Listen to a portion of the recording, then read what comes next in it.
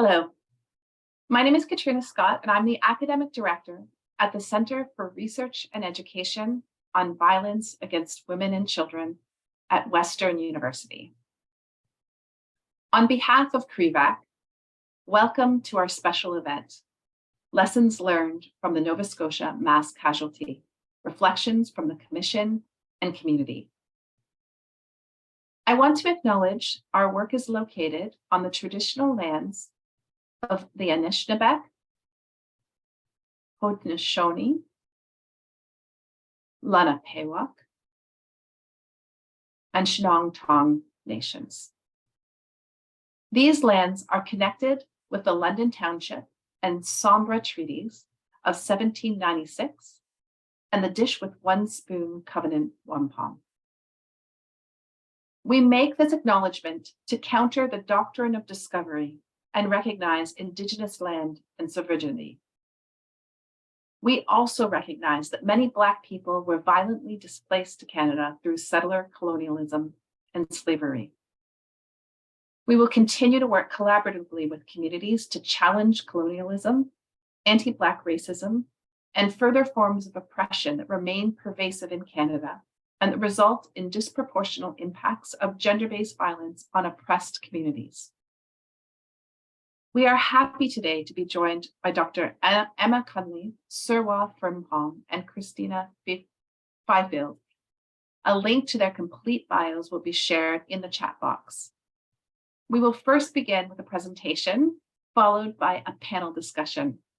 Emma, Serwaah, and Kristina, welcome, and thank you for joining us today. This is an incredibly important conversation, and we look forward to hearing about your insights. Emma, I will pass it to you to get started.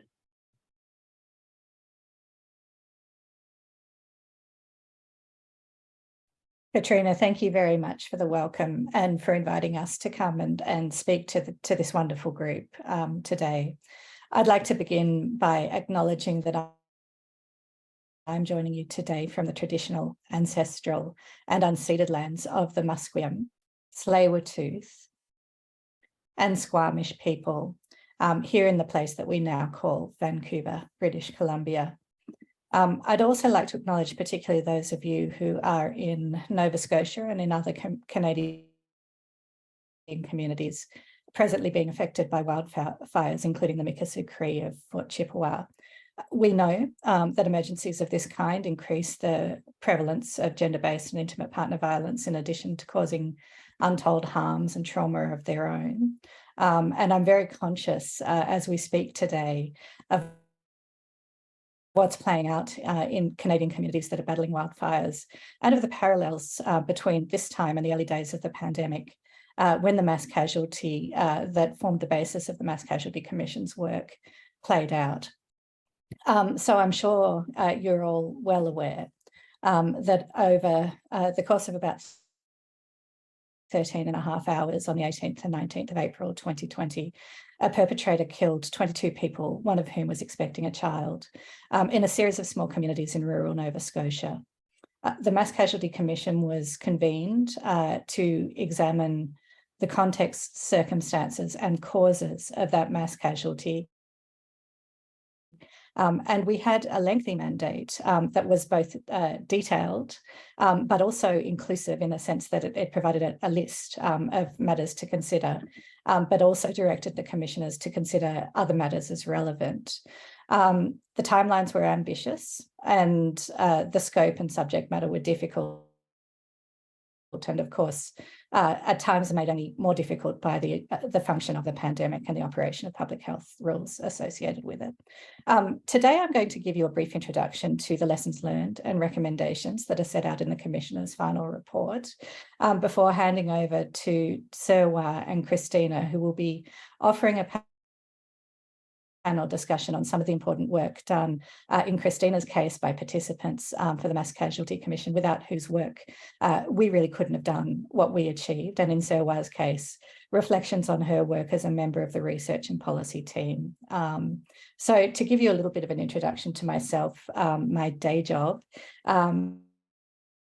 is that I'm a professor at the Allard School of Law at UBC. And I had the honour of serving as the Director of Research and Policy for the Mass Casualty Commission.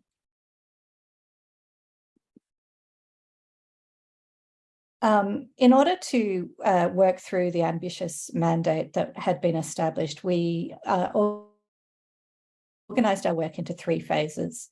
The first and most important immediate task that faced us was to provide the communities who'd been affected by the mass casualty with an authoritative account of what had actually happened.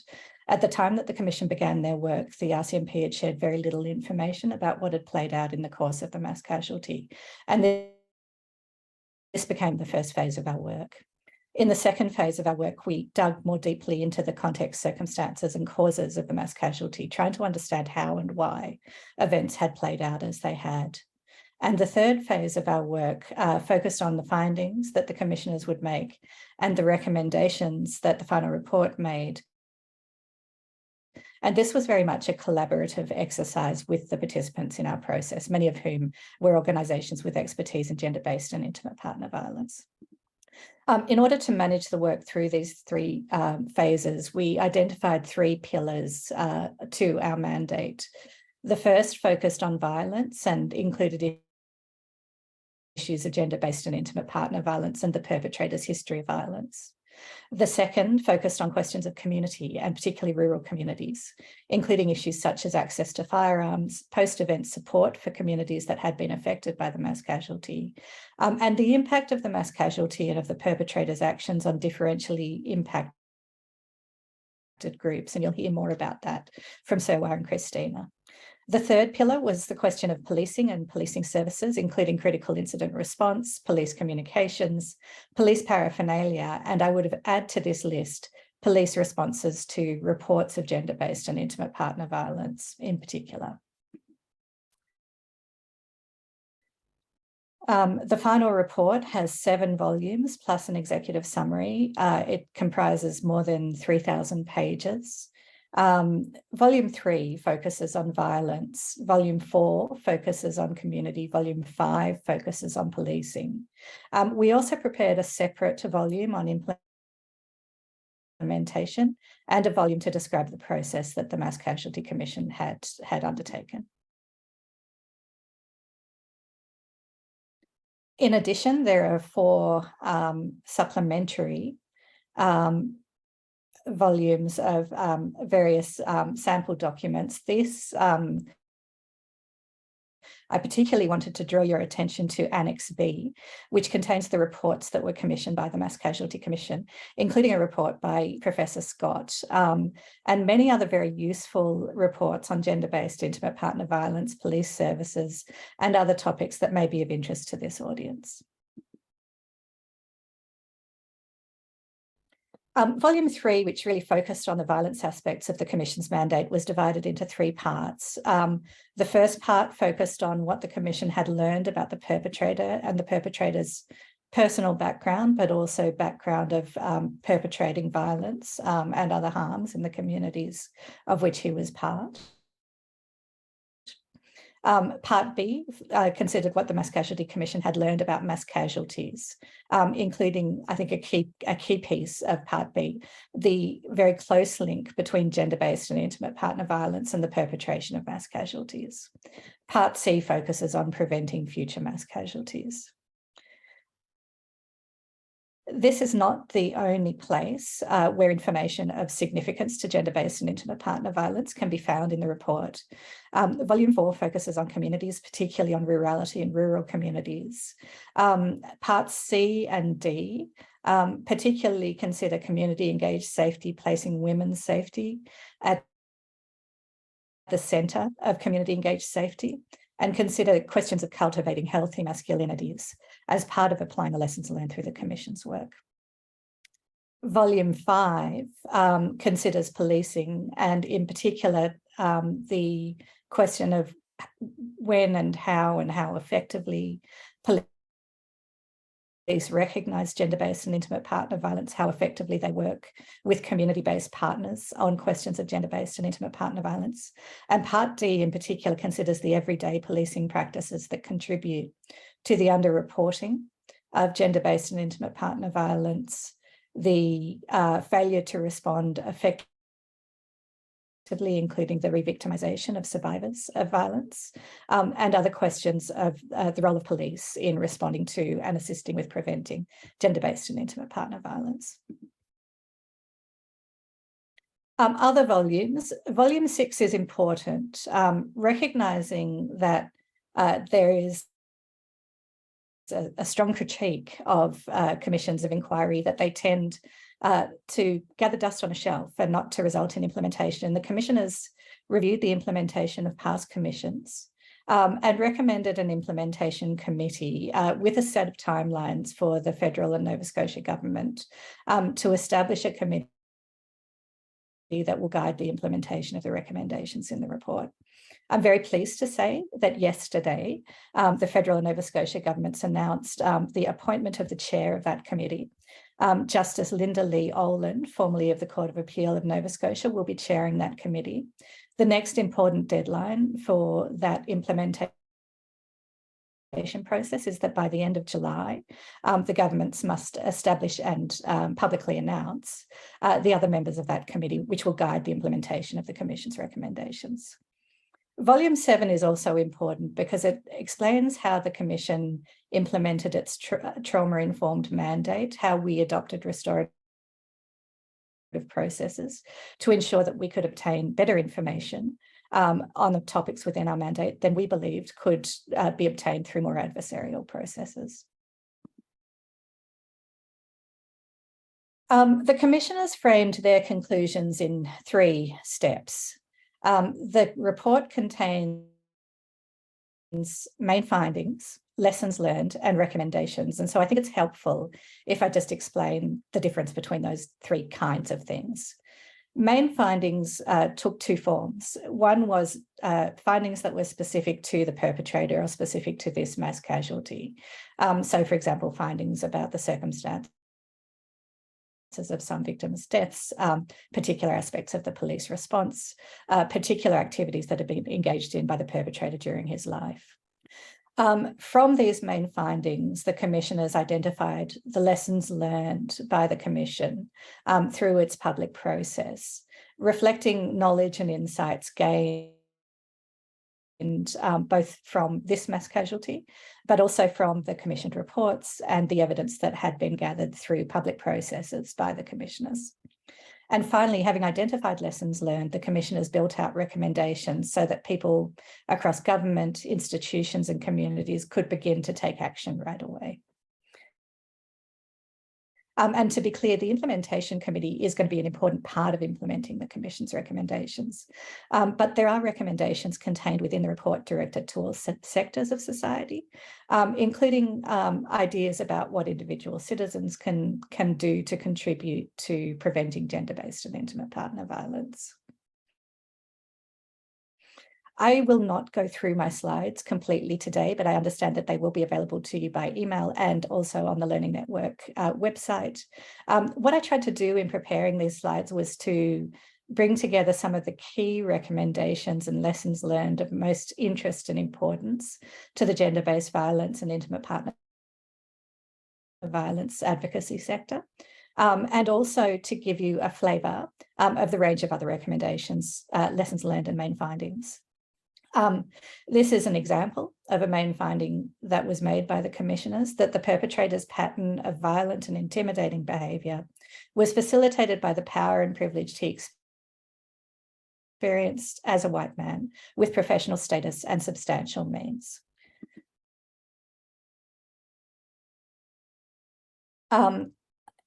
This is an example of how main findings built to lessons learned. And so in Chapter 6 of Volume 3, the Commissioners find that there was widespread community knowledge of the perpetrator's violent and otherwise illegal, intimidating and predatory behaviours over a number of years, but that there were impediments to safely reporting concerns about the perpetrator, including a fear of retaliation, ineffective access points for reporting, and a lack of faith in adequate police responses.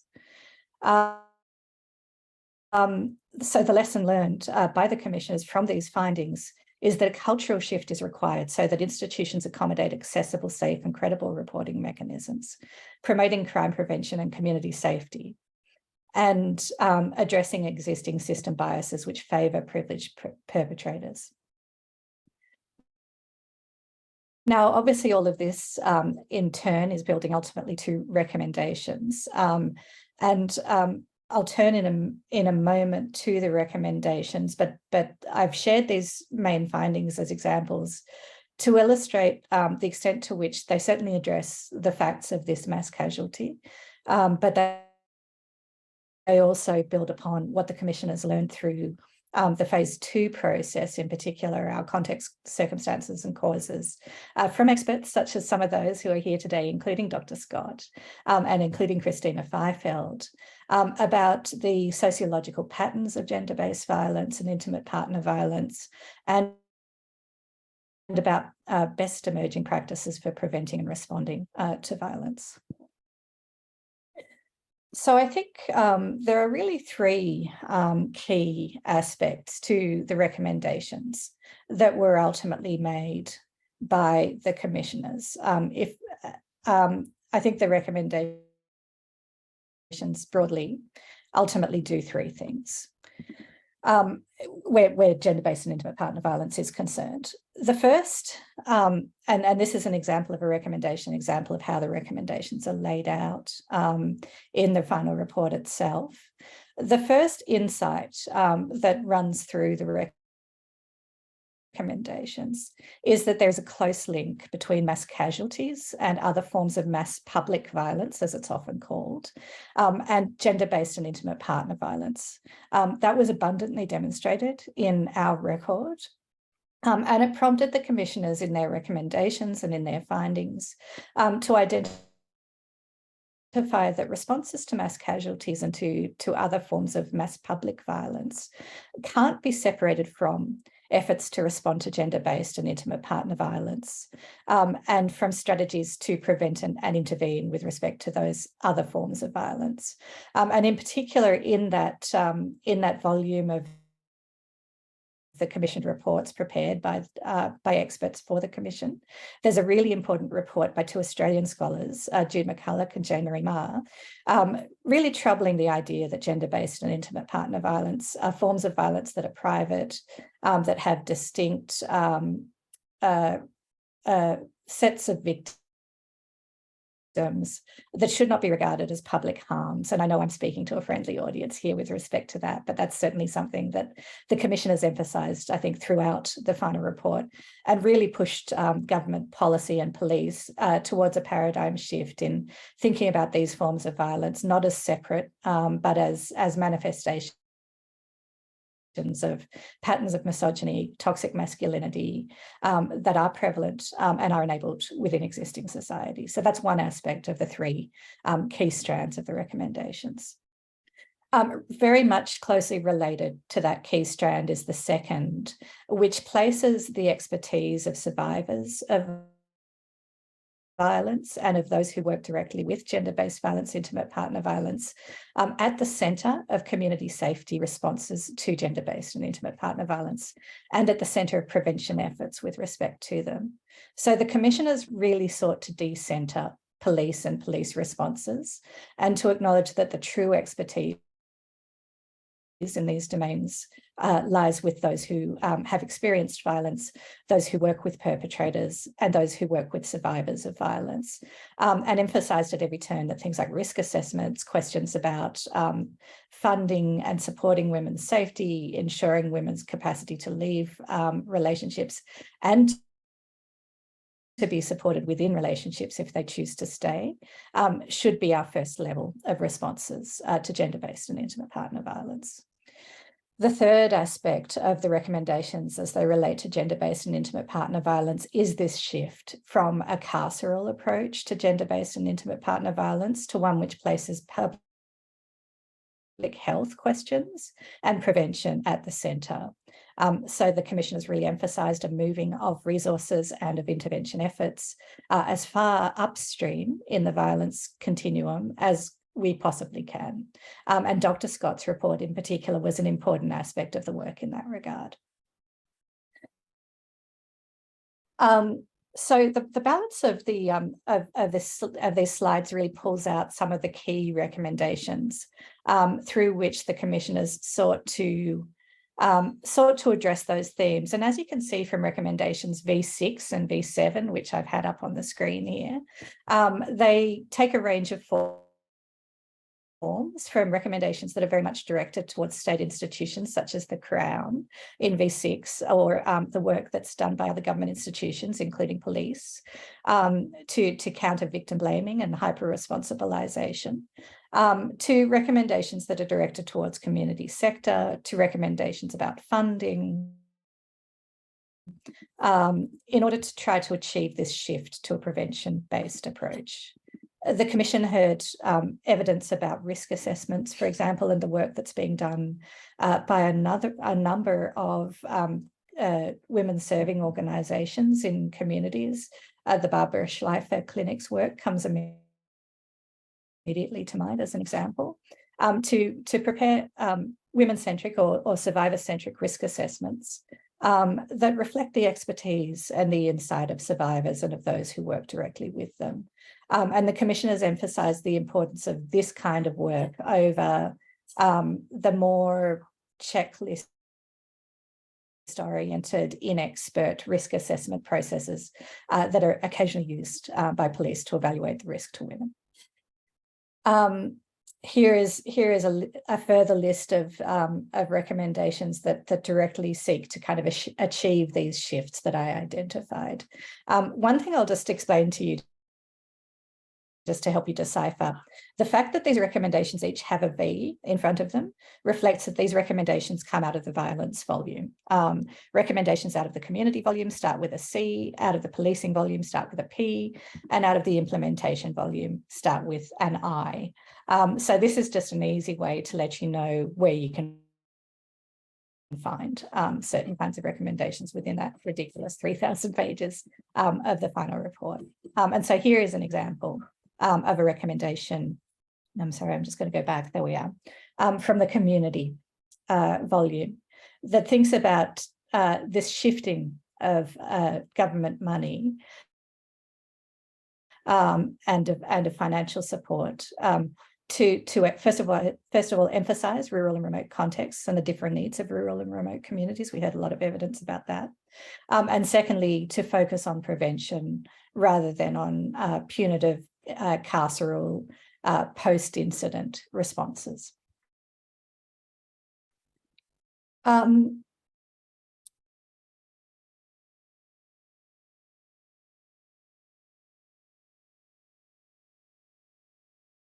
actually just going to pick up on the providing of oversight of publicly funded services to poor and marginalised communities. That's recommendation C20, and proactive monitoring by professional licensing bodies. I think that Kristina will likely speak to the context in which these recommendations were made. We received evidence, including important evidence from Avalon and from Kristina's organisation, that the perpetrator used his status as a denturist who provided publicly funded healthcare services to marginalised communities as a means of targeting vulnerable and marginalised women. We heard very clearly from those communities that felt that was a betrayal on a number of levels, including the failure of government to scrutinise the behaviour of those who receive that kind of public funding. And I'm looking forward to hearing more from Kristina about her important work in that domain.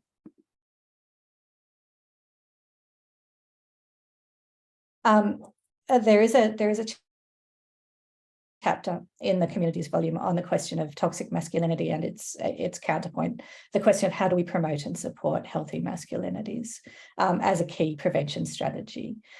This chapter builds very strongly on Dr. Scott's expert report for us, and I again do want to acknowledge and with great appreciation Dr. Scott's contributions to our work in this regard.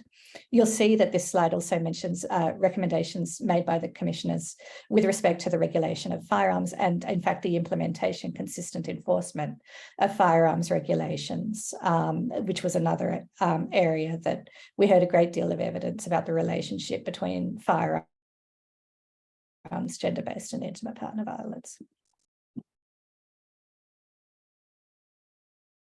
Okay, with respect to policing, this is, to my mind, one of the most important passages of the Commissioner's final report.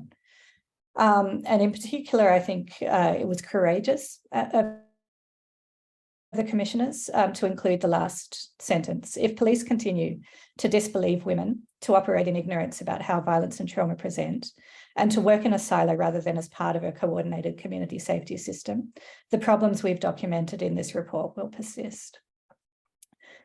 This speaks directly, I think, to the history of unimplemented commissions of inquiry in the past, as well as to the stickiness of aspects of police culture that make many police ignorant, if I can call it that, about the work of gender-based violence and intimate partner violence advocacy sector, about how violence presents, about what credibility looks like in the context of gender-based and intimate partner violence. And I read this passage as the Commissioner is saying we really need to see change in order for this Commission to count. And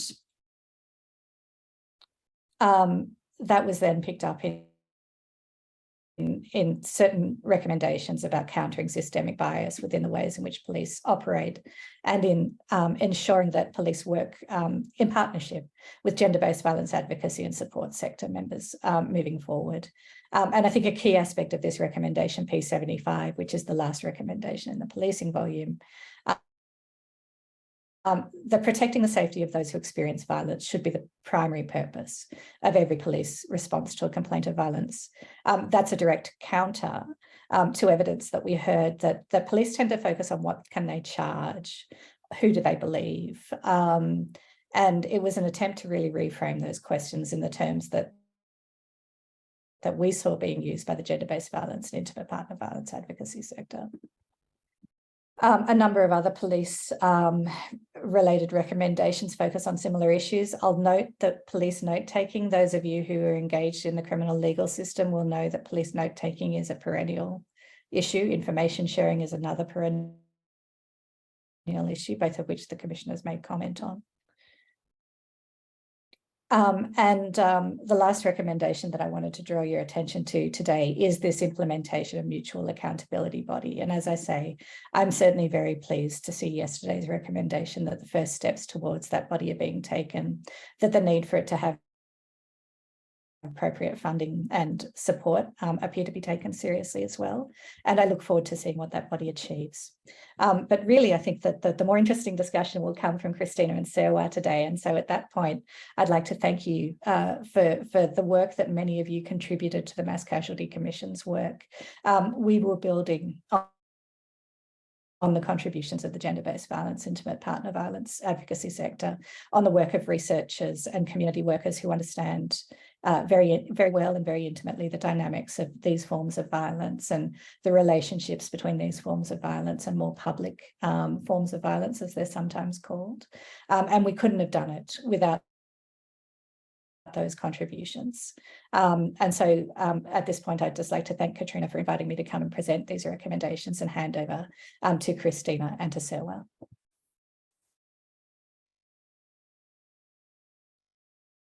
Thank you so very much, Emma, for this presentation and for kind of helping us through what is an extremely detailed and very, very helpful report. So I'm going to invite Serwaah to also put your camera on, and we have a few questions that we have for the two of you, and I'll just go back and forth between who I'll invite to answer first, if that's okay. So the first question that we wanted you to discuss was this: what was your experience in working to create space for community members and survivors to participate in the commission? What kind of strategies did you use? And maybe I'll start with Kristina on this one. I thank you for having me today. I just want to acknowledge that I'm located in Mi'kma'ki, the ancestral and unceded territory of the Mi'kmaq people. So Avalon was in a unique position as participants in a coalition with Leaf National and Wellness Within. So when we started the work, we had, I guess, two things we really wanted to focus on.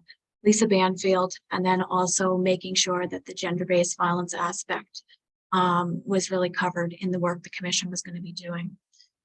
And then we were trying to figure out how we were going to get survivors to be able to have involvement in recommendations. And from the work, from the initial work that was happening with the commission, and I remember speaking to our legal counsel, Erin Breen, many times about this, about how are we going to make sure that the information that we had at Avalon through, especially the work that was taking place with our community navigator, who works directly in the African Nova Scotian communities, how were we going to bring these experiences forward for individuals who, for many reasons, because of violence, state violence, their experiences of not being believed, being harmed, systemic injustices, how were we going to create safe spaces for individuals to be able to participate, but also making sure that their confidentiality was protected and that there were safe spaces for them to come forward. So Avalon, with our coalition, with Leaf and Wellness Within, was able to put in a proposal to the commission. And after many meetings with commission staff, we came up with a plan that we felt was going to be safe community engagement for working with survivors. And we were going to lead that work, but also having the commission involved with it if survivors wanted to engage with the commission. So that's all reflected in the report. And I encourage people, it's called We Matter and Our Voices Must Be Heard. The report aims to build our shared understanding of the violence that marginalized survivors experience from the perpetrator of Nova Scotia's April 18th and 19th mass casualty event. And through the work that we did, we brought together insights from survivors' experiences, along with the recommendations for building safer communities in Nova Scotia. So what I would say is that, our initial, what we were initially seeing in our participation and, different letters we were putting in and writing, we got creative in regards to how we were going to create safe engagement. And it was all done in collaboration with speaking with the survivors that have been impacted, where those safe spaces, where they felt safe in the community for these meetings to take place, making sure that we were really following, being culturally responsive, making sure that food was a part of that, making sure that the ways that people shared their information was what felt most safe and comfortable to them. So we had lots of different creative ways that information was brought forward and written in this report. And I would say the other big piece was that when the report was done, and Leaf helped a lot with this, Leaf National helped a lot with the report that we wrote. I then spoke with the survivors who participated in the community engagement meetings, who shared about the impacts that they had experienced with the perpetrator. I made sure before handing anything off to the commission that their voices, that the themes that were reflected in the report were correct, and that their recommendations were correct, and that I was properly reflecting, that we were properly reflecting that again before submitting that to the commission. Thank you so much. And for those who are interested, I see that a link to the report was put down in the chat, so you can find that. And Serwaah, I know that you had a slightly different task in terms of creating space and getting information. So for you as well, what was your experience in what strategies did you use to get information about gender-based violence to the commission? Thank you so much, Katrina and Kristina, for starting us off. I will start by acknowledging as well that I am on the traditional and ancestral and unceded lands of the Mohawk and Haudenosaunee in Laval, Quebec, which I am grateful to live and work on. I will start by talking about how, as the research and policy team, we made efforts to engage with survivors and community members through conversation, first and foremost, both informally and formally, as in on the record. While today I'll talk mostly about engagement with the African Nova Scotian community and members and leaders of that community, a lot of other people who were part of the team engaged with many others, and I'm mostly speaking to my direct experience. So first and foremost, I'd like to speak about how the beginning portion of my work was really in conjunction with Emma and the rest of the research policy team, thinking about the phase 2 and 3 parts of the work that Emma has previously discussed today. So thinking about the contextual factors, thinking about the recommendations, and always with an eye to figuring out what exactly the commissioners needed to have on record in order for them to make meaningful recommendations. And so part of that meant that I did a lot of engagement on top of my other duties with African Nova Scotian members. And the thinking was that meaningful recommendations would be meaningful if they were beneficial to everyone in society and at the very least not harmful. Especially for historically disadvantaged and marginalized groups. And parallel with that, a part of my other work was reviewing documents. So day in, day out, hundreds of documents, reading them. It's not very glamorous as a research and policy team member, but that's part of the work that I was doing. And one of the documents that I came across, however, in that review was a police officer note. And the police officer note said something to the effect of the perpetrator, in this case, being well known amongst the Indigenous Black community. And I say that to say that it was one document that easily could have been missed. And in raising it with Emma, which I did because I felt a bit frustrated, honestly, that there wasn't more on the page. I wasn't sure what this meant. What does it mean to be well known, right? And so I raised it with Emma, and we discovered that there was an accompanying transcript from Miss Melinda Day, who is an African Nova Scotian leader and activist, and who is tremendously amazing in terms of her advocacy and experience over decades in the African Nova Scotian community. And she had reported to the RCMP. And so part of creating space and conversation was asking her if she'd be willing to speak with us, which she was. It was myself and my colleague, Dwayne King, who went to her home.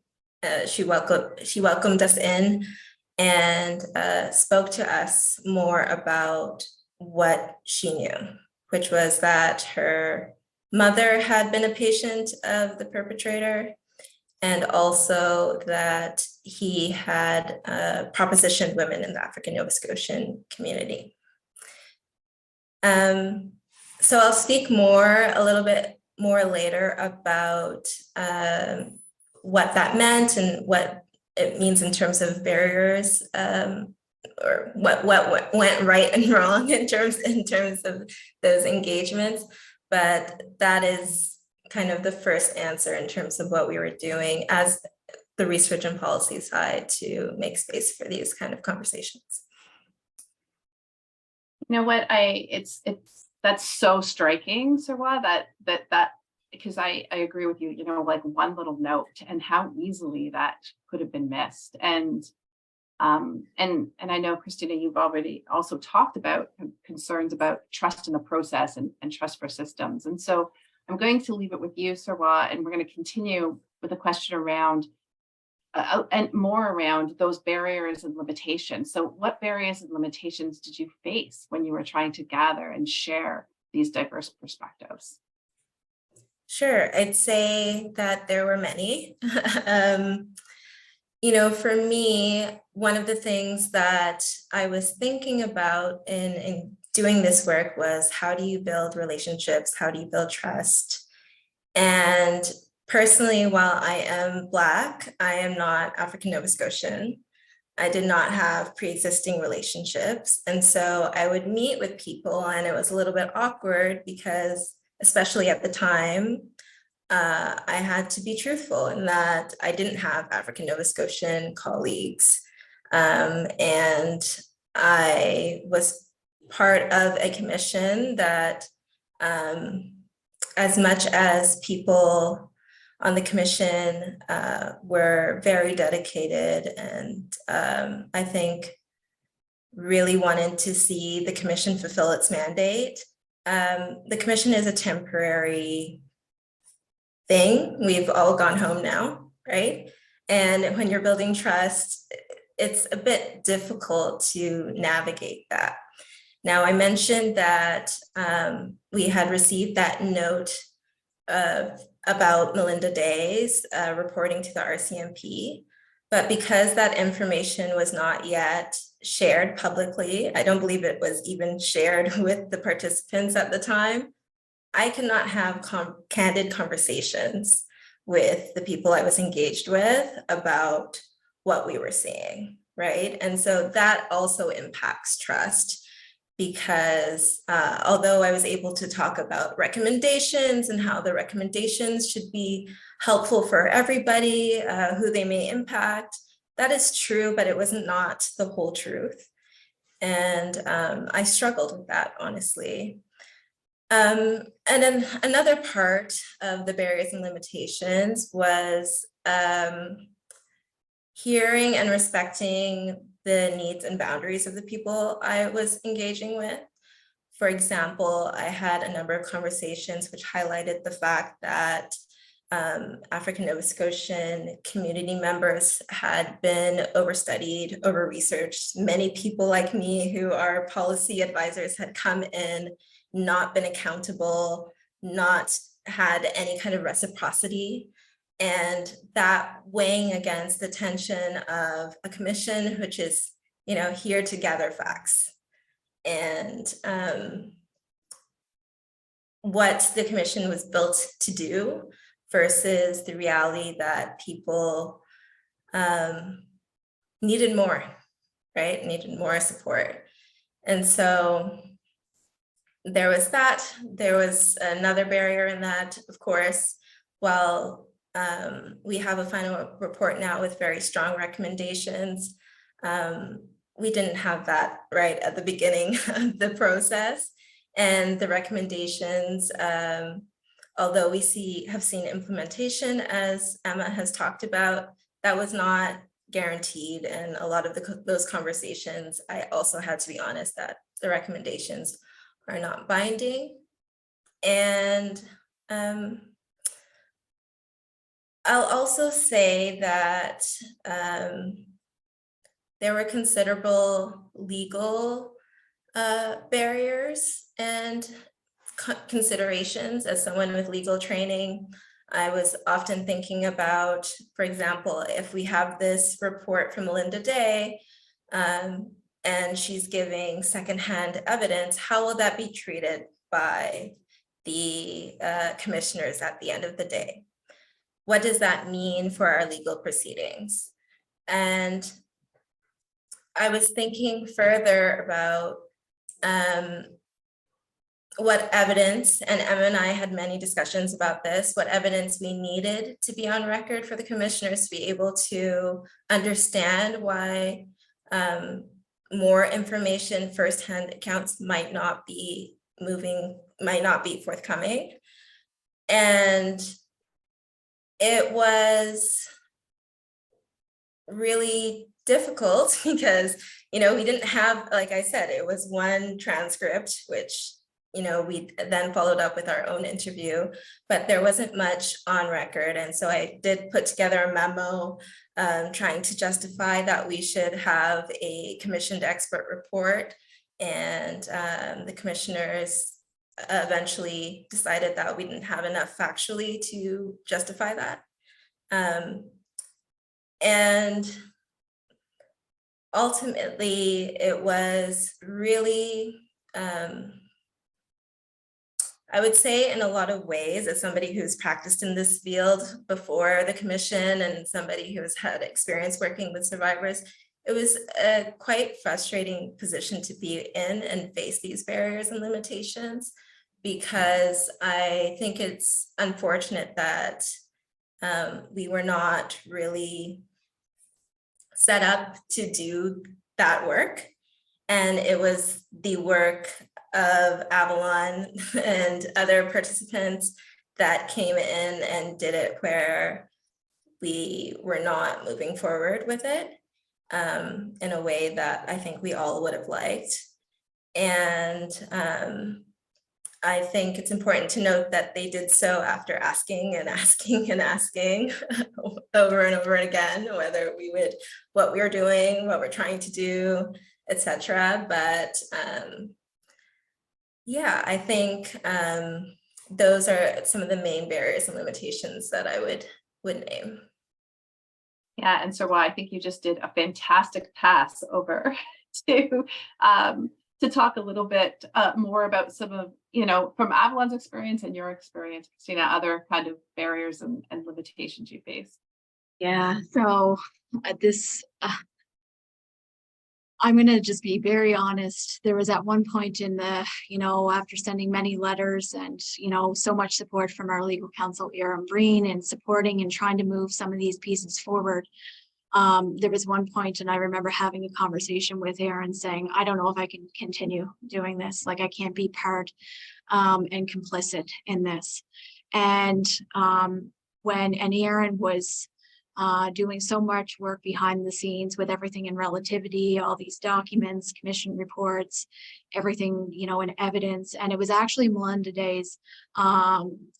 We actually used that as a way in with the commission to open up this other community engagement work, and then getting strategic around putting our proposal in around engagement. So Melinda Day actually really was the starting piece for us in taking a different path in how we were going to participate in this, and how we continued forward. And I would just say that it's incredibly difficult because there's been so many, so many inquiries that have been done.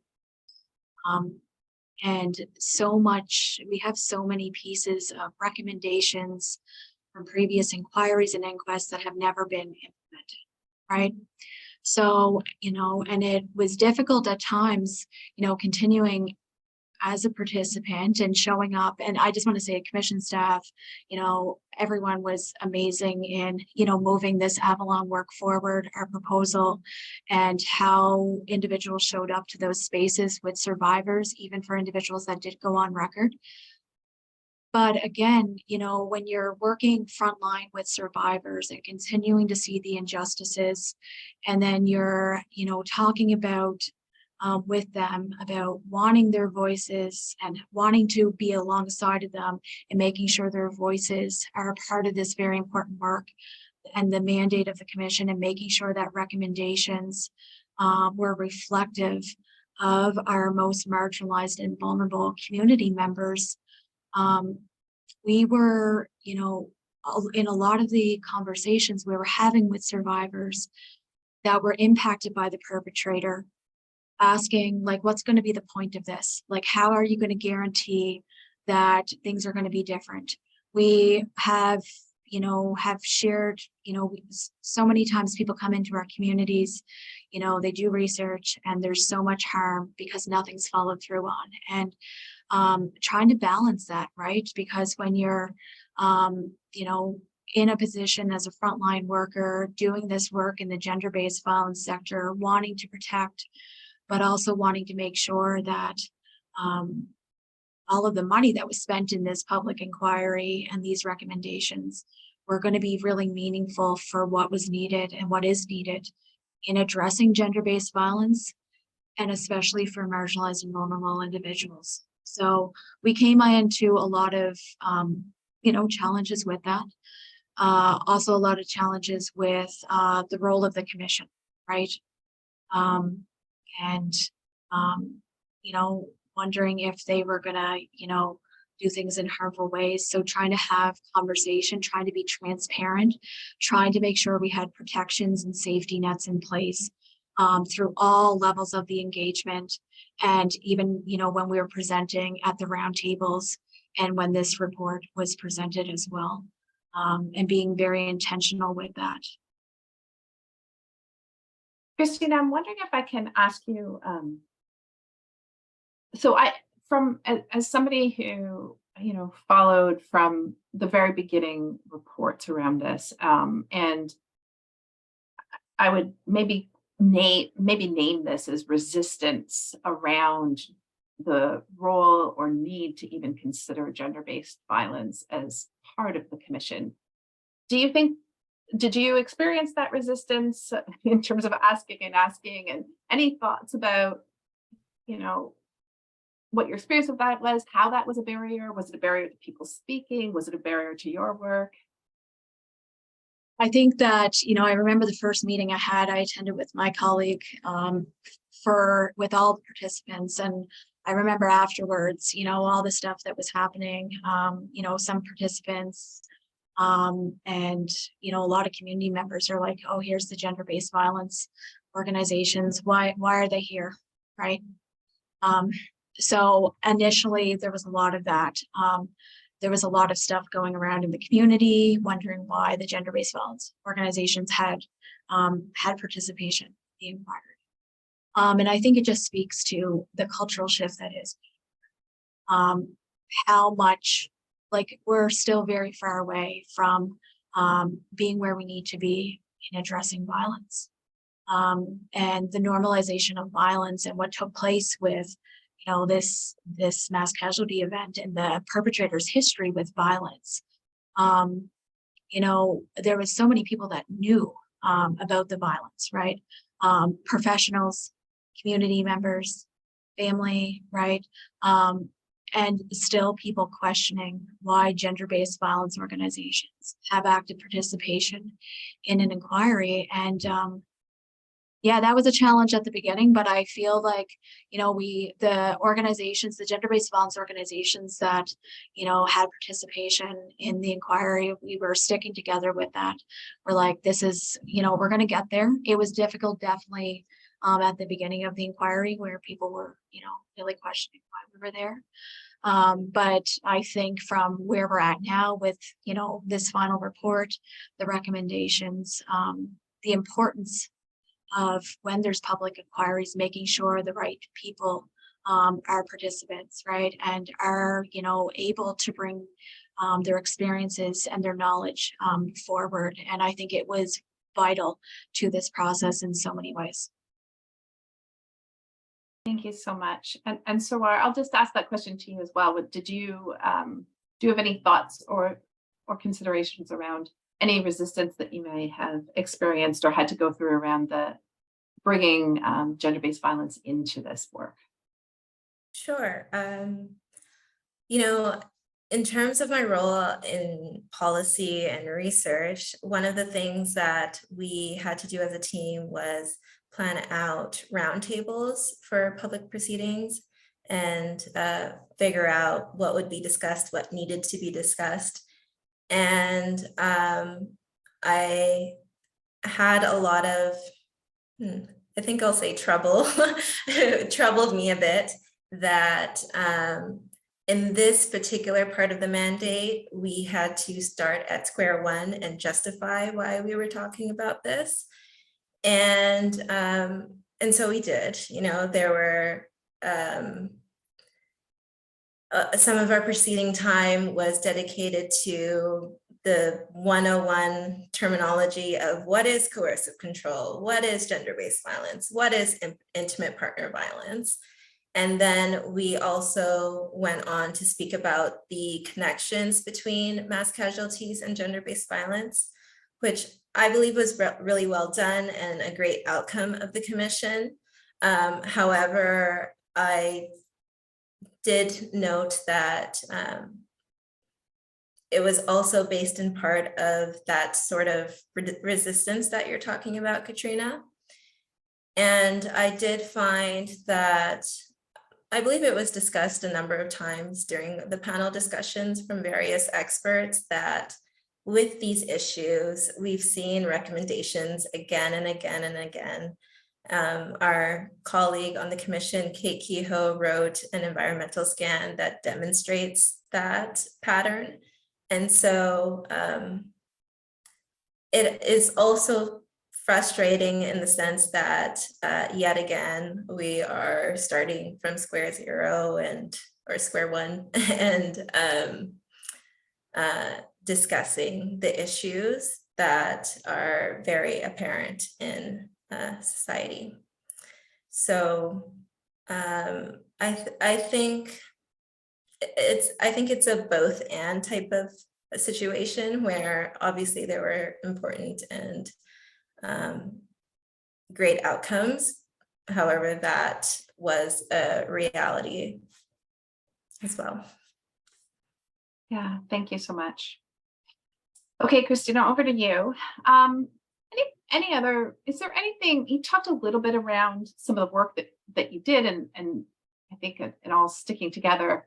I wonder, are there any other recommendations that you might want to share with others who are here who may also be in a similar position at some point in trying to recognize and advocate for change? Yeah, I want to first say, I think it's really important because when you talk about resistance or like, I think that when this started, even for some of the gender-based violence organizations and other community organizations, I just want to say that sometimes we get caught up in the status quo and the status quo of a public inquiry. And for advocates or anyone on this call, whatever role you're in, is that just because this is the way it's laid out doesn't mean it's the way it needs to be, right? And it's about being bold, right? Being creative, being strategic. And I know it's hard in the gender-based violence sector.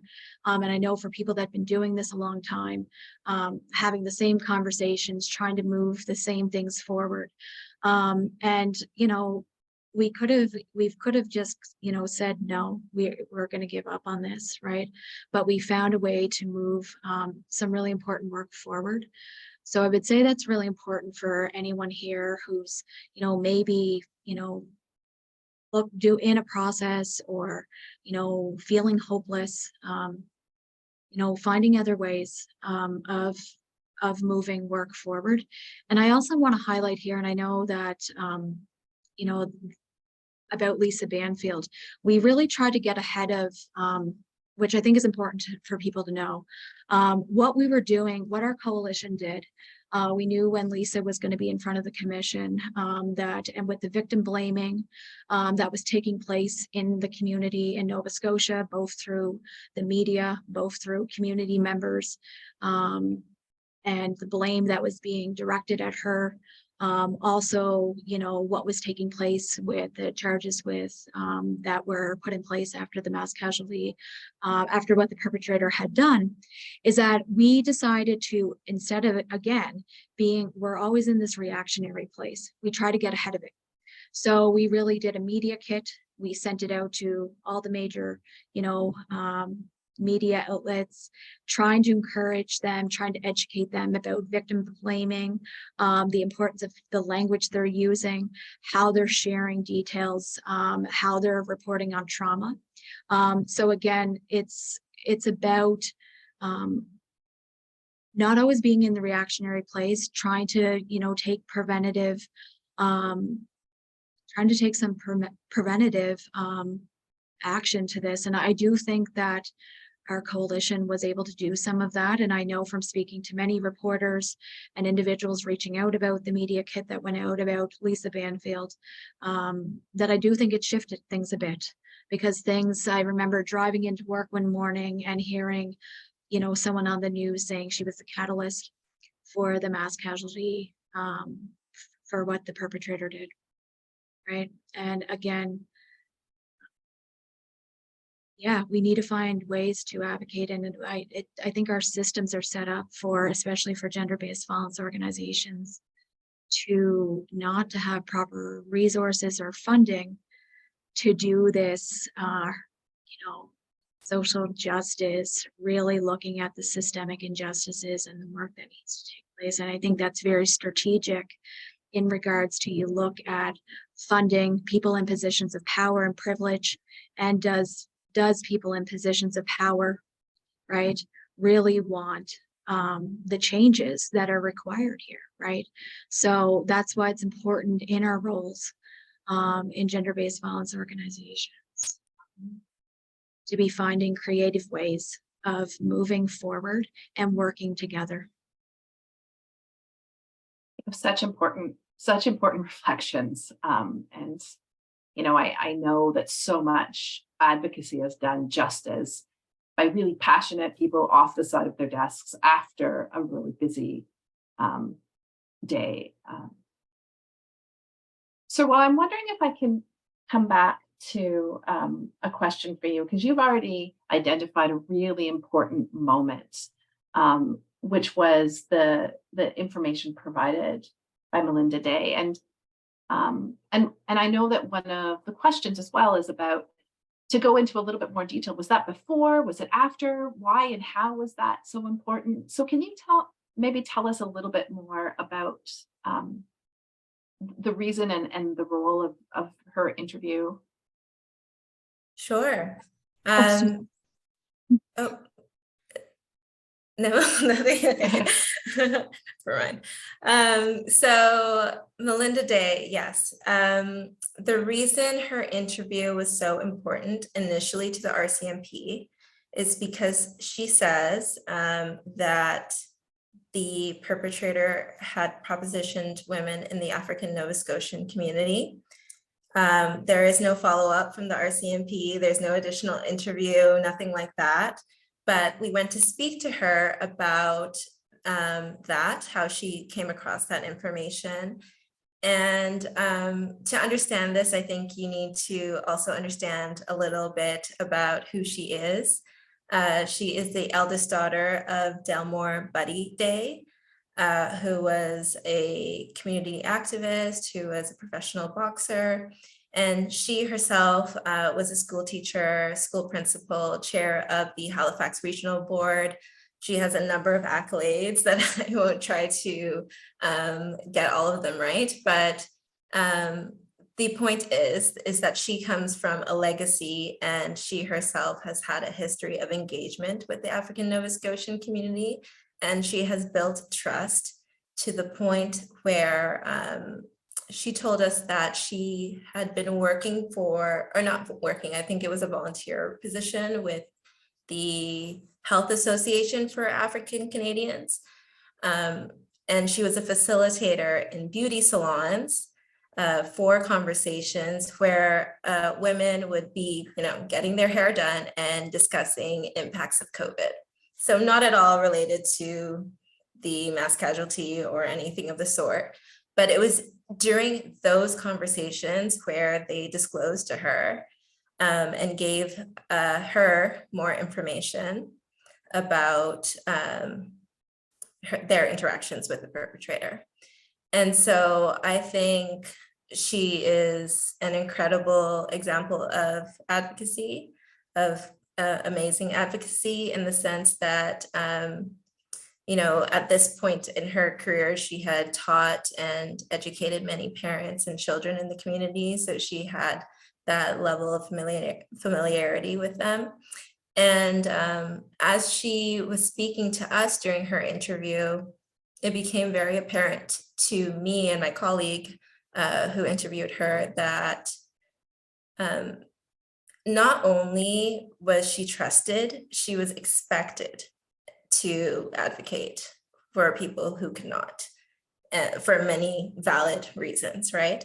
Or who face barriers or limitations to advocating for themselves. And so I think, I honestly don't think we probably would be having this conversation if it wasn't for her bravery in terms of reporting to the RCMP and initiating that disclosure to us.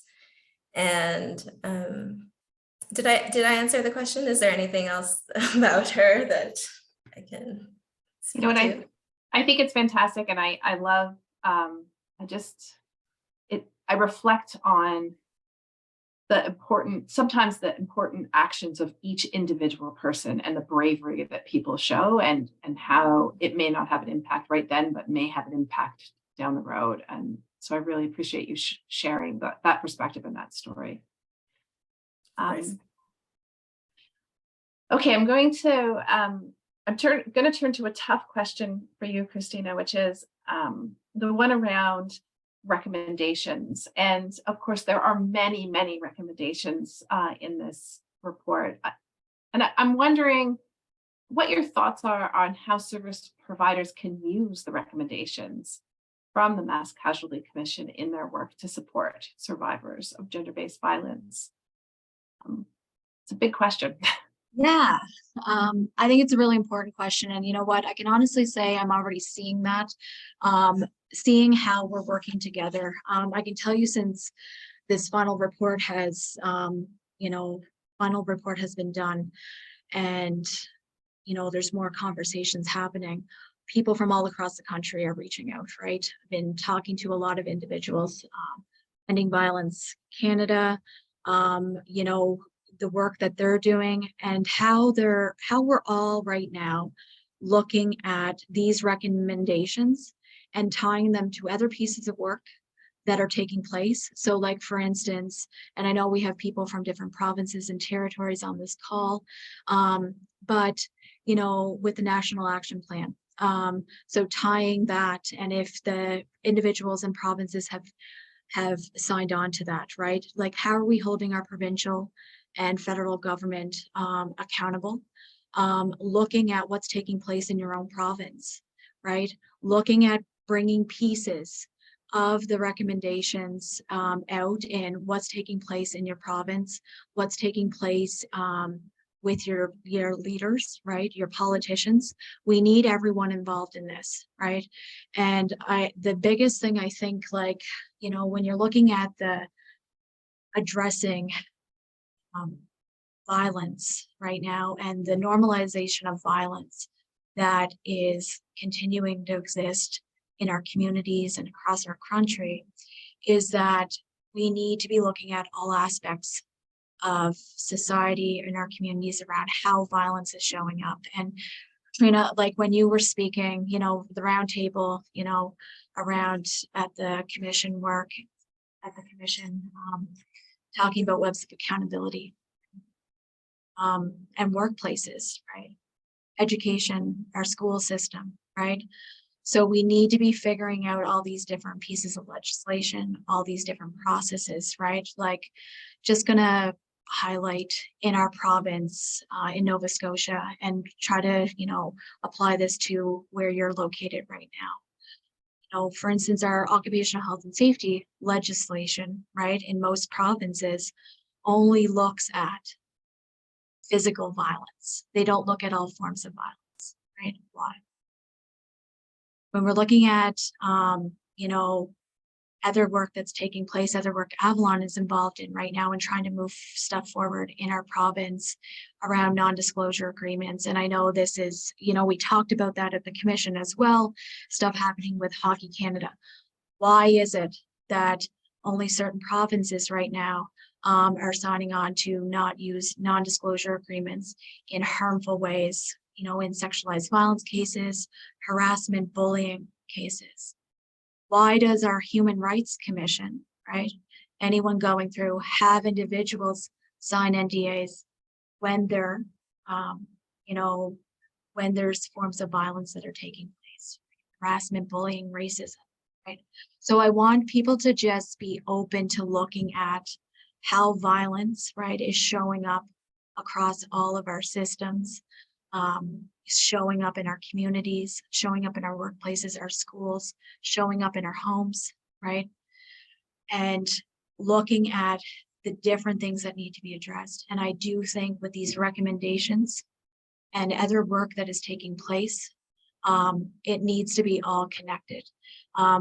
One piece of work, you know, that came from this Avalon, this report that we did, is that Harry Crutchley with Police Commission board took forward the work and trying to get victim services removed from police, right? So it's, again, how are we looking and how are we using all of these pieces? A lot of hard work went into this, right? A lot of people, a lot of advocacy, a lot of people that are in vulnerable positions, you know, gave information, right? So how are we using that and making sure that moving forward, that we're addressing all parts of our communities, all parts of our systems and structures where violence is normalized, right? And it's not just policing. I continue to say that too often, and even through the commission work, people really focus on policing. Absolutely, policing stuff needs to be on task from policing. Absolutely, violence, the code of silence of violence is taking place in policing. Absolutely, but it's taking place in many other places in our communities and organizations, and we need to be addressing that. We need to have web's accountability around that. And we need to stop normalizing violence. And this is not just in our work roles, our 9-to-5 jobs in gender-based violence organizations.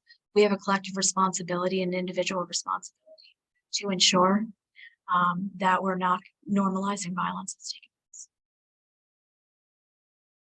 Thank you so much. I'm going to now, I'm going to transition us. We have about 15 minutes left, and I'm going to transition us into some questions. And I'm going to invite Emma to put your camera back on. And I'm wondering if you can pick up on where Kristina was just talking about, because Kristina, you were just outlining the sort of what it actually takes to make a culture change and to make that shift that's needed. And a number of people are asking about this implementation piece. So how ready you feel people are, the challenges that might be there, how do you foresee this going? And so Emma, I'm wondering if you have some thoughts on that. Sure, thanks, Katrina. And thank you, Serwaah and Kristina, for a fabulous discussion and for very interesting questions. I'm seeing them come in through the chat.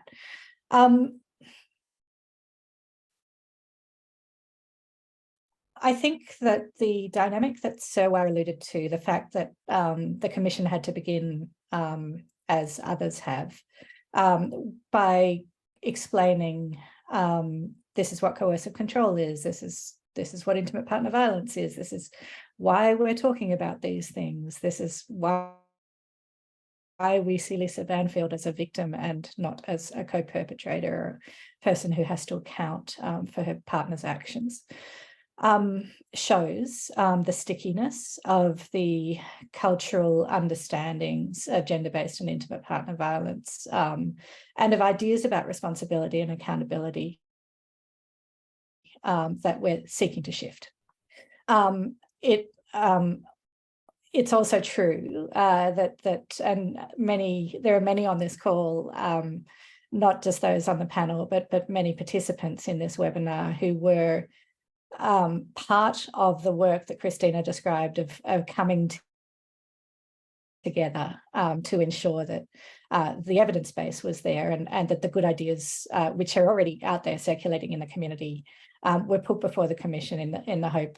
A lot of the time as Director of Research and Policy, I saw my job as being sort of a loud hailer that wasn't about generating the ideas, it was about finding them and trying to disseminate them further and ensure that they were heard and they were seen and they were acknowledged. And I think that the commissioners took a similar approach in the final report, trying to point policymakers and others to good ideas, to promising initiatives, and to encourage that those be properly funded. To Kristina's point about where core funding goes, that was a key theme in the evidence and in the final report that for example, police receive core funding, but gender-based violence advocates don't, and that we could have a conversation all day about how many of our problems start with that. So that's all a long way, Katrina, of saying I think there is tremendous capacity. I think there's tremendous expertise. I think there is a dynamic we're all familiar with of gender-based violence advocates and intimate partner violence advocates having to start from zero every time the issue arises again, which we tried to name, the commissioners tried to name and identify and counter in the report. And that's part of why the implementation body is important, is it's an attempt to actually hold accountability, to say to institutions, you can't pretend you don't understand this anymore. The work of the Murdered and Missing Indigenous Women's report, the work that we've done, the work over many, many years. Let's go back to 1989 and the Montreal Massacre, which I saw pop up in the chat. We can't pretend we don't know anymore. And to the extent that people or institutions do, that is disingenuous. So I think that the knowledge is there, the potential is there, but it's about ensuring that the coalitions are built, it's ensuring that the pressure is maintained, that women's work is lifted up and celebrated and funded and advanced. And so it's a culture shift that we're looking at, but it's a culture shift that really isn't starting from zero. It's also, we know, and we certainly saw in the Commission, a culture shift that we will encounter resistance to. And I think that is a simple truth. And so the work, unfortunately, is twofold. It's the work of identifying better practices, identifying better ways forward, thinking deeply about prevention and about funding and about ensuring women's equality. It's also about the work of not falling for that move, which tries to tie us up in arguing that this matters at all or why it's relevant here. And yeah, as Kristina says, at the end of the day, we got there. Serwaah has said the same thing. But certainly, like Serwaah, I think like many on the inside of the Commission team, certainly many on the outside of the Commission team, there was a frustration in how hard it sometimes felt we had to fight to get there, in terms of some of the public discourses that circulated about the Commission and some of the participant discourses that circulated about the Commission's interest in gender-based and intimate partner violence. So I'm sorry, Katrina, I know that's not really a yes, we're ready. I think the capacity is there, the knowledge is there, the opportunities need to be given to the right groups and the right people. And that takes political will and it takes political accountability. And that's one of the key things that I think those on this call and others can bring to the work of making this change.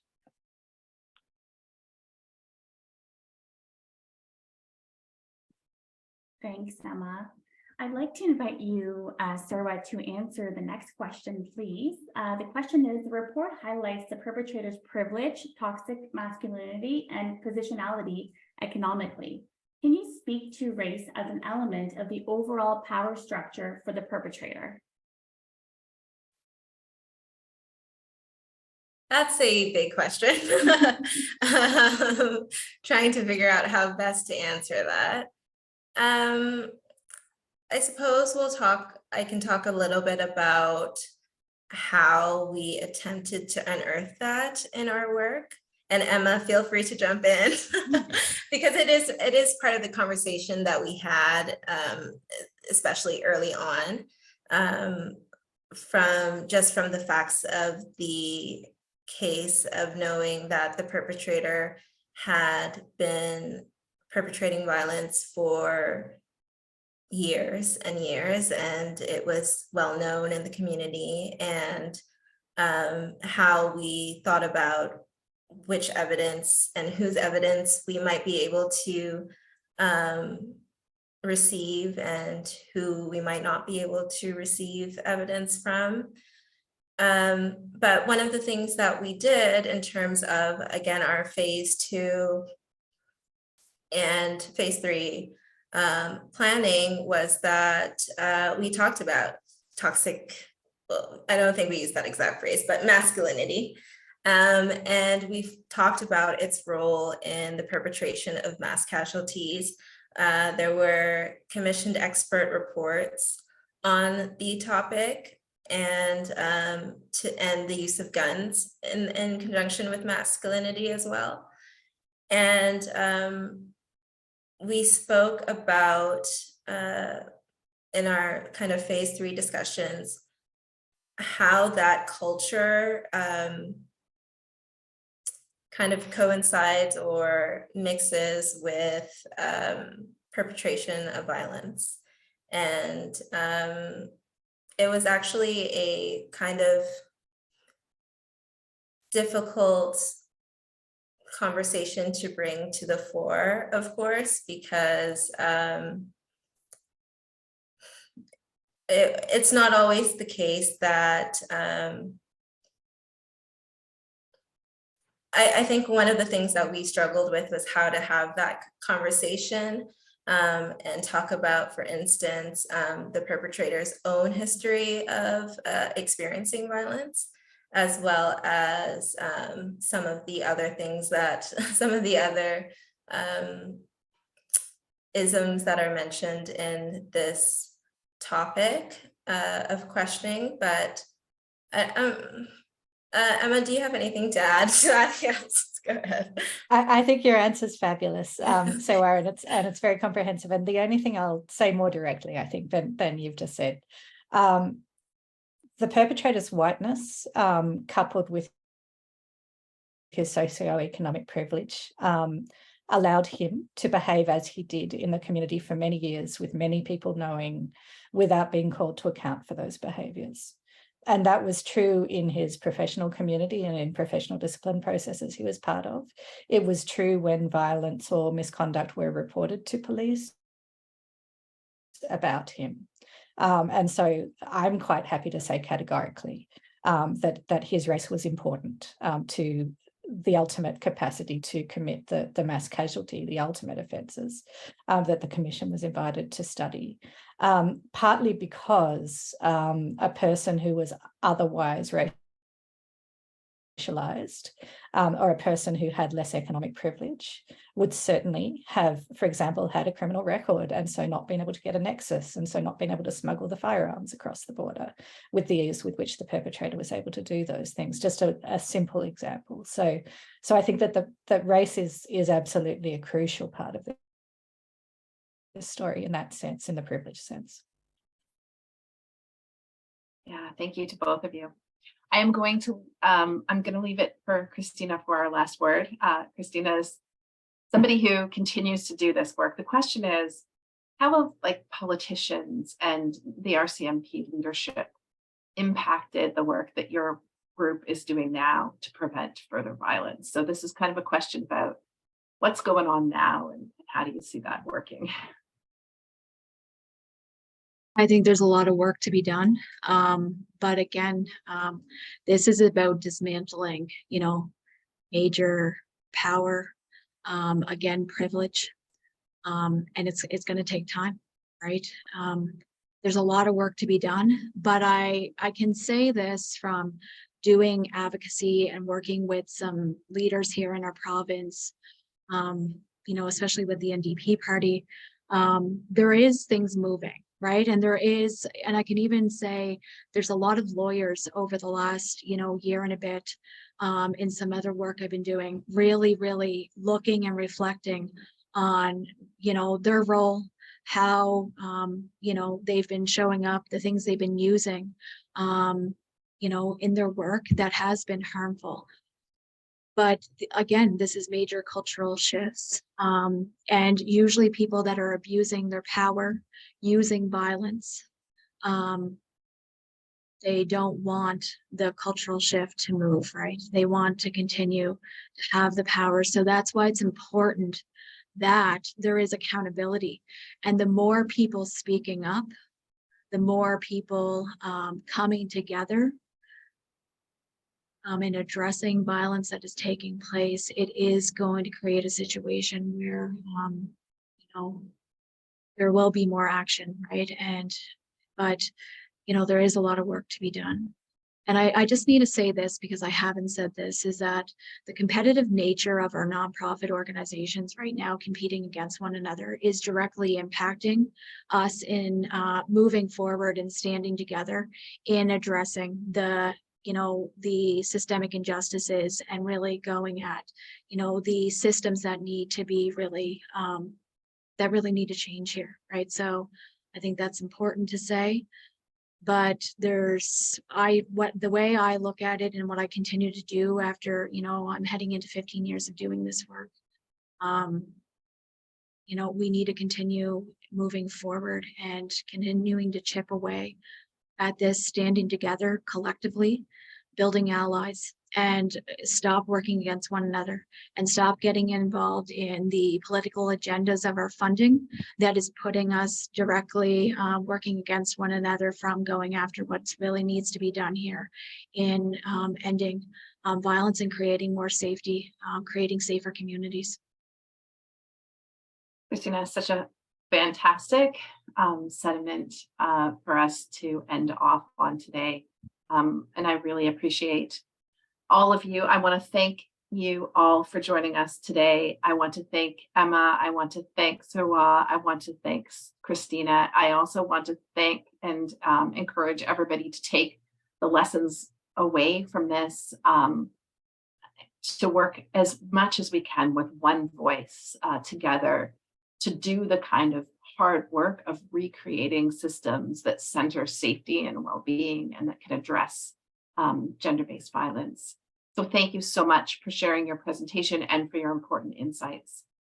I'd also like to thank the ASL interpreters, Jamie and Chelsea, and the French language interpreters, Carolyn and Wendy, for their support. Don't forget to complete your evaluation form to get a certificate of participation. And just a reminder, a link will automatically open in your browser after the special event has ended. We look forward to seeing you at the next event. Thank you.